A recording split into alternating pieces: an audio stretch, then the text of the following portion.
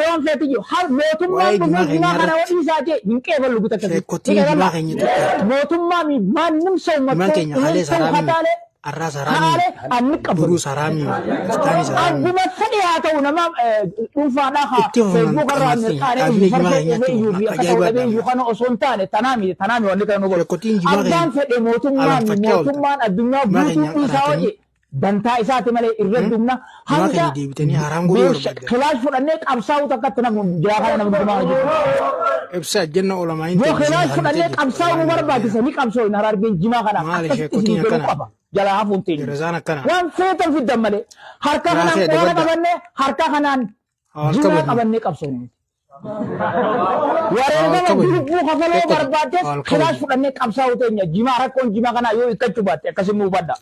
Kanaafuu rakkatinaa nuu jimaa kana akkana jennee hargee jimaa jibbisiifnaa hin dandeessan dura isin farshoo fi zinaa dhiisa. Waan rabbi haraam godhe quraana keessa dubbate farshoo fi zinaa rabbiin haraam godhe dhiisa. Jimaan ammoo haraami miti haraam yoo taate waan haraam jimaa haraam godhu dirree teessu fidaa. Ayaanni quraanaa tasamii buute yoo jiraatte